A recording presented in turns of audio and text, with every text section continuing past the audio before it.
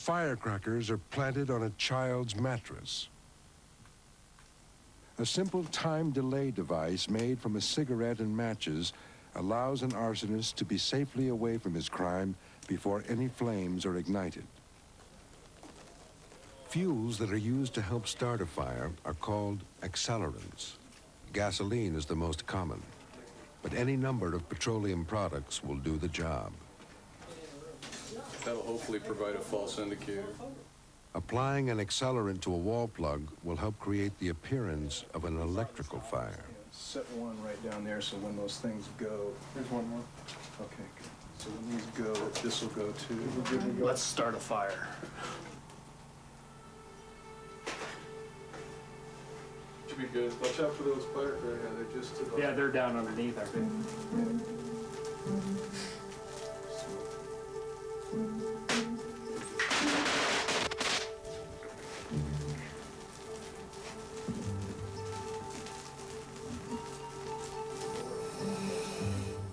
The cigarette in the time delay device burns down and lights the matches, igniting a trail of paper.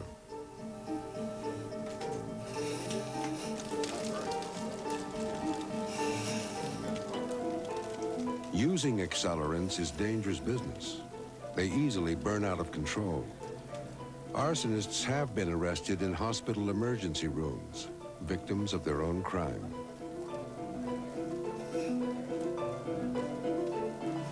The fire will only be allowed to burn for as long as it would take firefighters to arrive. But even fires that burn unattended rarely destroy everything. Every fire has a story to tell for those who know how to read the remains. The class is taught by veteran fire investigator Doug Allen. Typical bedroom fire, kid's bedroom, you might enter this one and say, well, something smoldering in the mattress, we've got some severe burning down in there. But the one red flag that should hit you is the burn pattern on the wall, the charring. It's an inverted V, it's coming in. That's sign of a highly accelerated fire. You know, had that been an accidental fire, it would have been a wide V, spreading out, mushrooming at the top. This one pulls in. So that tells us we've got a very fast, rapid buildup in that corner. We have an electrical plug there that may have to be eliminated. Typically, electrical plug won't cause that kind of a V pattern. So that, in this particular scenario, that one pattern should raise a red flag that you need to explain. The burn pattern suggests that an accelerant was used, but some kind of proof must be found. Probably within this mattress are some things for evidence. Most accelerants can be detected in samples sent to a forensic lab for testing. Petroleum products have a unique chemical composition, which can be broken down and graphed. A sample can be identified by comparing its pattern with those of known accelerants. An identification helps bring investigators a step closer to the criminal. Common examples are paint thinner, kerosene, and charcoal lighter. Even the brand of some accelerants can be determined. In this case, it's Coleman camping fuel. Determining the fire cause and origin is fun to investigators, and it's nice to have a lab sample come back saying, yes, this was gasoline set in this area, even though you couldn't smell it. But the real thrill of it is the pursuit of the suspect himself and identifying him, even when you have very little to go on. The fire at D&M Yardage in Los Angeles had burned quick and hot, but investigators were unable to find any accelerants at all. Was it arson?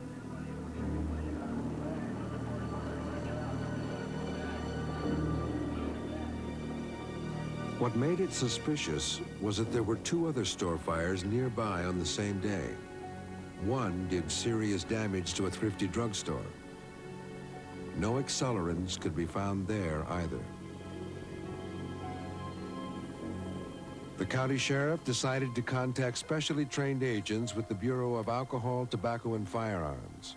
ATF is the federal agency most concerned with arson. Mike Matassa got the call.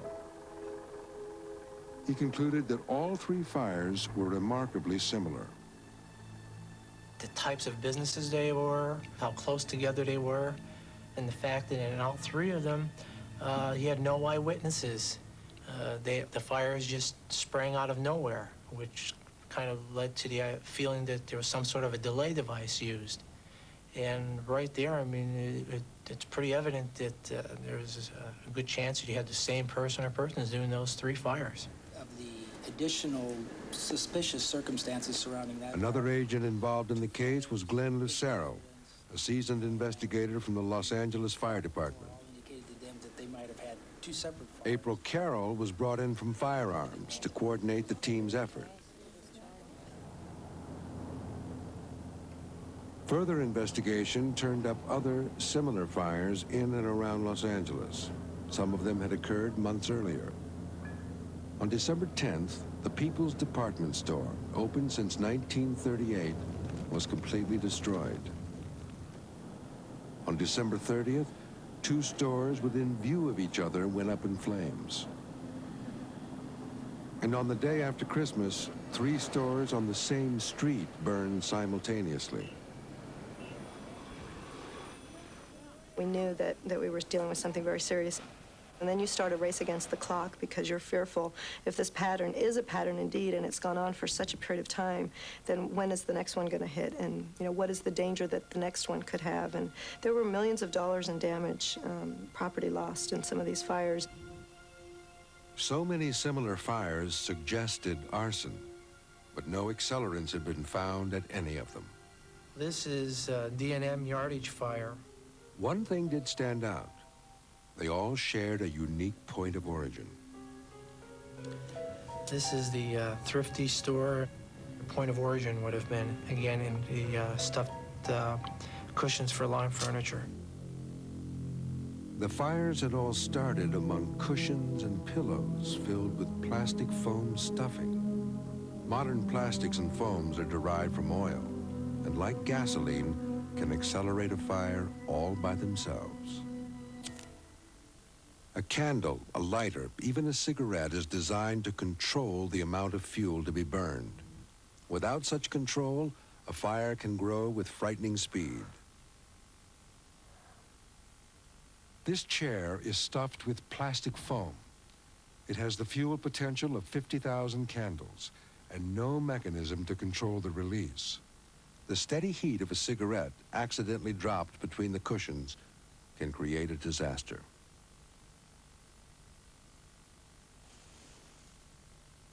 Initially, the burning cigarette creates a smoldering fire, which breaks down the foam stuffing into vaporous fuel. When there's enough heat and oxygen, it starts to flame.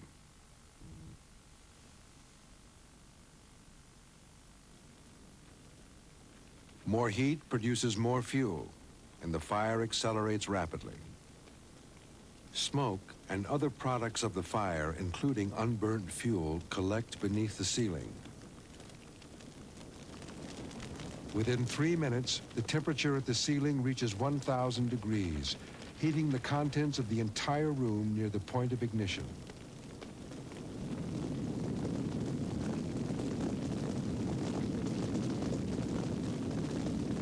The carpet and other furnishings start to break down into vaporous fuels. Then, within seconds, in a process called flashover, everything in the room erupts into flame. No life survives flashover.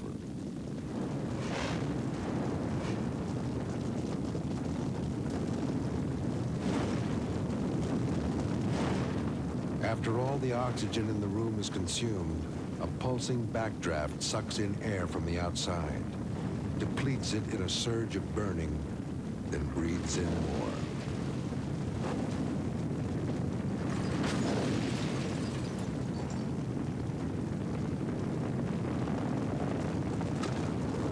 All this took place in less than 4 minutes and started with a smoldering cigarette.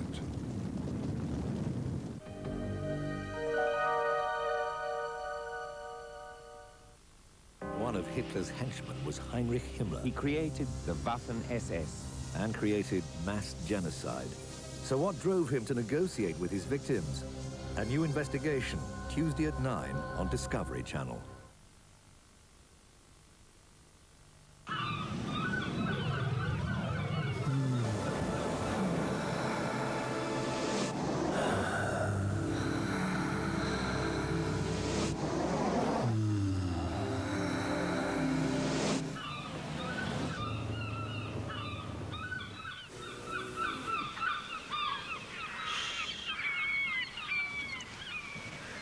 The new Renault Megane Scenic. It talks your language. Unlike some wood stains, Cuprinol's 5-year wood stain lasts 5 whole years. Guaranteed. Cuprinol. No one does wood more good. Athlete's foot can be hard to shake off. That's because there can be 2 bugs to deal with. Unlike most treatments, Dactarin gets both, giving athlete's foot a blast! Dual-acting Dactarin. As the UK's #1, Lund Poly give more discounts on more holidays than any other travel agent. Lund Poly, a better way to get away. Left, right, left, right, left. Unlike other hover mowers, the Cyclone 6000 from Quadcast picks up grass as it cuts, even from side to side. There is no escape from the revolution. Gardening power to the people. Evening, sir.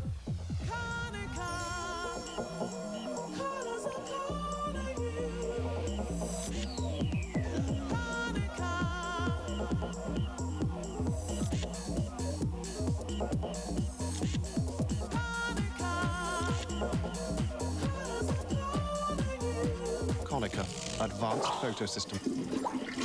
Now available on planet Earth.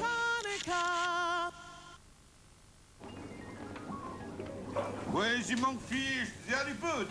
Allez, allez. Excuse me! Excuse me! You're a member of Norwich Union, aren't you? Oui. Chef, one lobster, thermidor. Did you realize that as well as your free shares, you can also buy more shares at a discount? You what? That's right. As a member, you can buy more shares at a discount. Everything you need to know is in the prospectus. And every member will be sent a prospectus later this month. The Norwich Union members offer. It could be a bit of a distraction.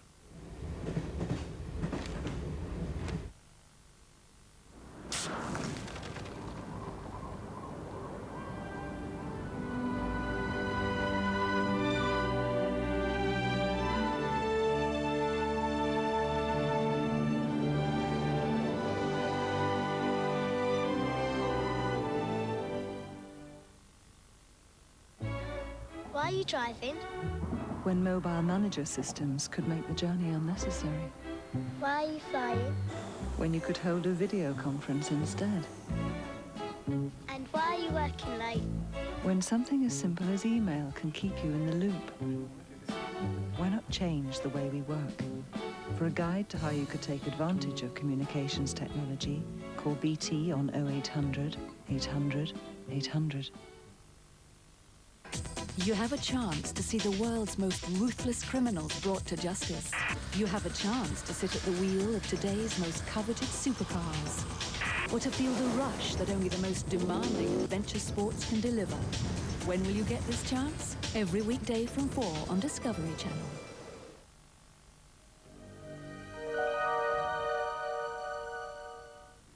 A fire like the one at D&M Yardage doesn't require the use of an accelerant, if you know what you're doing. This arsonist apparently did, except for one mistake.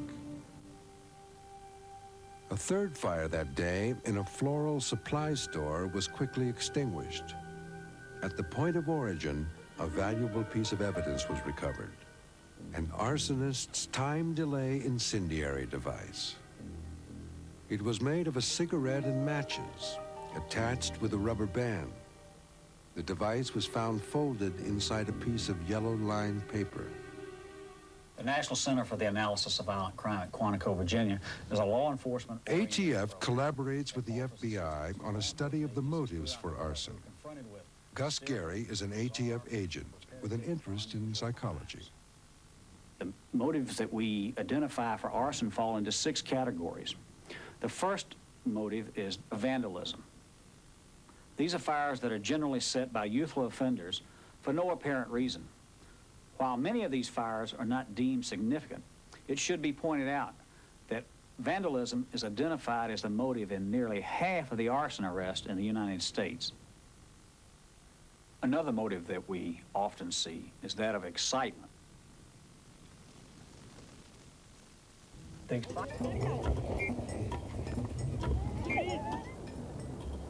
Of Detroit, Michigan in the 1970s and 80s.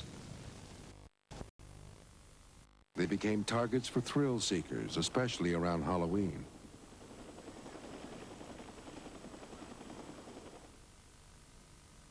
Another motive is revenge.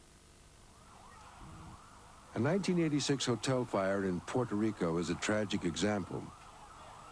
A small nuisance fire that was set during a labor dispute soon burned out of control.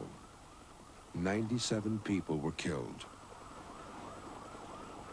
These offenders who act out of a sense of revenge oftentimes act out against society in general. They feel they have been wronged. They've always been wronged by society, and they never have gotten a fair shake. And therefore, they set fires at targets that appear to be random, and it confounds us as we attempt to investigate these. There is arson for profit. The owners of this Sacramento home were nearly bankrupt and hoped to collect $4 million in fire insurance. Investigators found that accelerants had been used, evidence which eventually led to a criminal conviction. Arson is also used by extremists to achieve political objectives. Recently, abortion clinics as well as animal research laboratories have been attacked. And sometimes arson is used to hide another crime, a burglary, even murder. Among these fire setters, there is a small but extremely dangerous subset. Serial arson accounts for only about 15% of all arson fires, but they are some of the most destructive.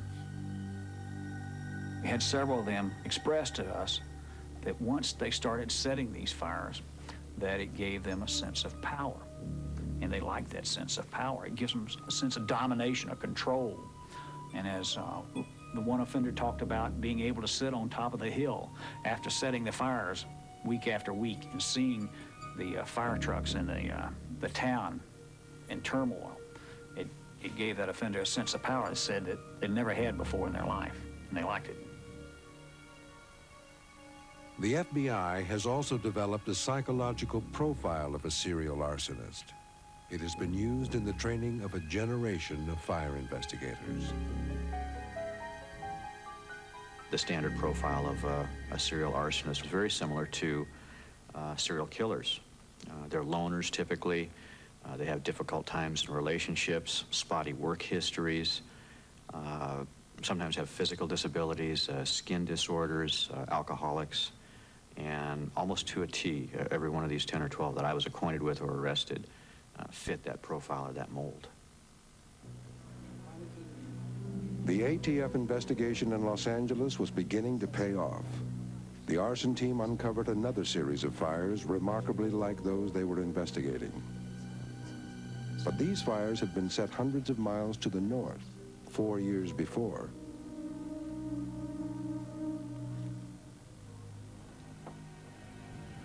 In Fresno, California, a fabric store had been totally destroyed. And several days later in Bakersfield, there were 2 more fires. They were quickly extinguished, but at one of them, a craft supply store, an incendiary device was recovered by Captain Marvin Casey. I had found a cigarette match device there at the Craft Mart store, and I thought it was unusual to have another store going about 45 minutes later. So I was called to respond over to that store. And after arriving there, I found that there was no reason for that fire to have started either. There was no accidental causes for it. The device that Captain Casey recovered was made of a cigarette with 3 matches attached by a rubber band. It was found along with a piece of partially burned yellow-lined paper. The materials were examined and processed for fingerprints. To make a latent print visible on paper, it is bathed in the chemical ninhydrin. After treatment, any amino acids from sweat on the fingertips will turn purple. Of course, there isn't always a print, but the device from Kraftmark had one. The question was, who did it belong to? A print without a suspect used to be worthless. It was impossible to search for a match through the millions of impressions on file. But over the past decade, California has pioneered the use of a computerized fingerprint database. Today, prints of convicted felons are routinely scanned into the system. An unknown print can be compared to the entire database in minutes.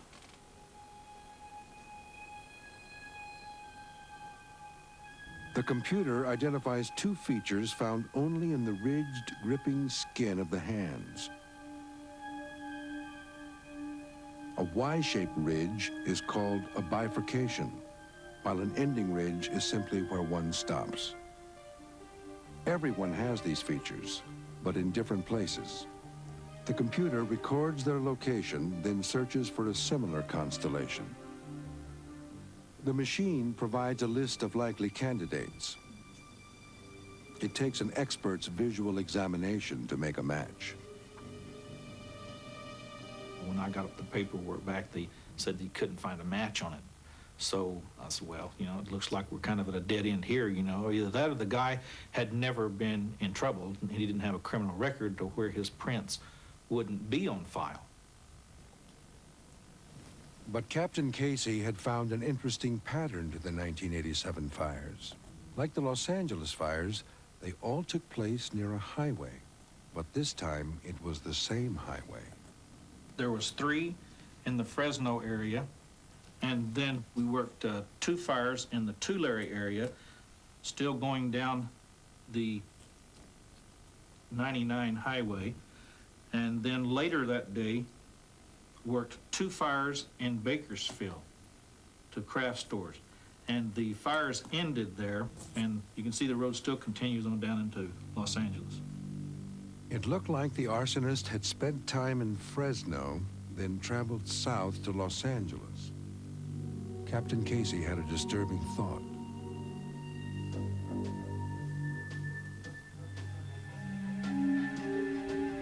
He knew a number of men who had made that very trip on the same day. They were colleagues on their way home from a conference of arson investigators.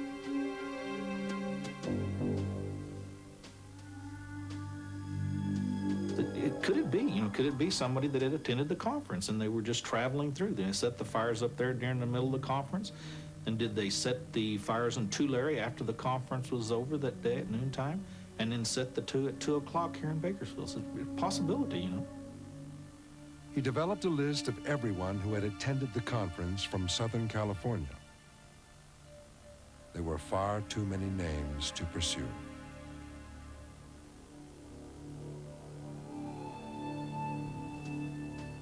It happens occasionally where firemen do go bad.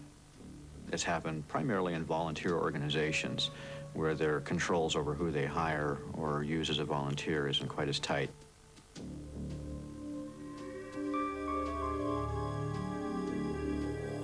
There are a lot of people that just like to be around the fire station, the fire activity, and the excitement of it. They will set the fire and then actually become the hero. They'll be the one that reports the fire and will actually go in and try and evacuate the building.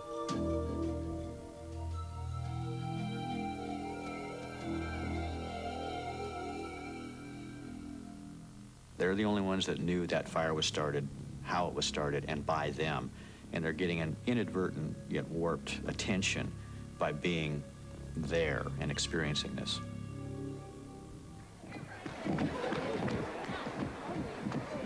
2 years later, Captain Casey was alerted to another series of store fires, also in Central California.